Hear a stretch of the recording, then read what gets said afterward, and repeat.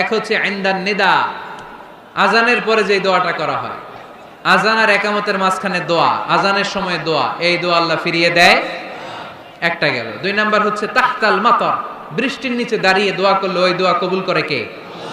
আর আমরা বৃষ্টির নিচে দাঁড়িয়ে আঁকা বাঁকা মেঠো পথে কোন রূপসী হেঁটে যায়, আছে না নাই? বৃষ্টি আসলে আমরা ভাবুক হয়ে যাই, দরজা জানলা বন্ধ করে দিয়ে অনেকে গান বাজনা ছেড়ে দেয়, হিন্দি গান লাগায় দেয়। তো জন্য বৃষ্টি নাজিল হলে আমরা যেন আল্লাহর কাছে দোয়া করি। বৃষ্টির সময় দোয়া করলে ওই দোয়াটা কবুল করে কে?